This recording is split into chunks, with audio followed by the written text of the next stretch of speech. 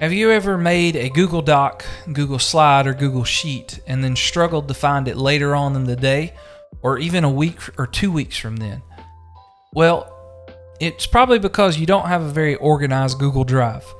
Google Drive is a massive online storage system, kind of like a flash drive that you don't have to keep up with and carry around with you. All you need is your email and your login and you're good to go.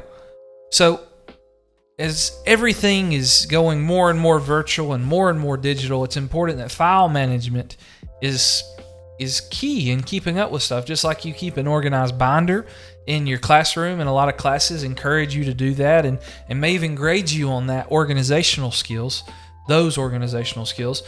It's important that we keep a good, clean, and tidy Google Drive. So for my students this year, 7th graders, they're going to take their Google Drive and everything that's in it, and they're going to throw it in a folder so that they're starting fresh this year.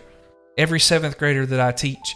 And I'm going to encourage them to make a folder for 7th grade, 8th grade, 9th grade, all the way until they graduate, and keep everything very organized. And inside that folder, there'll be other folders to keep everything organized so they can always find what they're looking for. So it's important that when you make something, it's going to be in your Google Drive. Let's make sure that we put it in the correct folder so that we can find it whenever we need to use it. So I'm going to show you my organized Google Drive, a disorganized Google Drive, how to make folders, and we'll just go from there. Okay, so this is my disorganized Google Drive. All this stuff here. And my organized one has all these folders and a bunch of empty space underneath.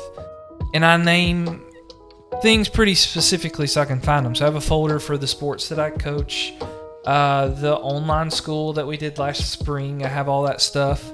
I have the math stuff that I'm doing this year, classes that I taught last year, bathroom passes, Bitmojis.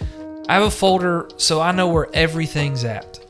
So I encourage, if you're someone else watching this, I encourage you to do this so that you know where everything's at in your Google Drive. So, my students, what I'm going to ask them to do this year is they're going to create a folder, and we're going to call it K through 6th grade, because they're 7th graders, K through 6th grade. We're going to put everything that they've ever done in a folder on Google Drive. That's what we're going to do.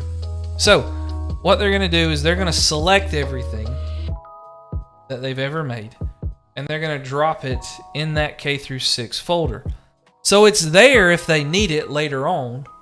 If they, for some reason, ever want to go back and look at it, they have it. And so I'm going to encourage them so that they can do that later on throughout their academic career. Oh, well, I did something in 7th grade. I know I did something that might help me, so I'm going to go back to my 7th grade folder, and it'll be there. Even when they're seniors in high school, it'll be there. So, assuming they stay in the same school system. So, we're going to show them how to do that. So, to add a folder, again, I did it kind of fast the first time. It's the big plus sign, add a folder, and they're going to make a 7th grade folder for their 7th grade school year. That's what I'm going to encourage them to do. And inside the 7th grade folder, we're going to make folders for each of their individual classes. That's what we're going to do. So inside 7th grade, so I'm going to, because I teach math, we're going to start with this folder. We're going to make a math folder.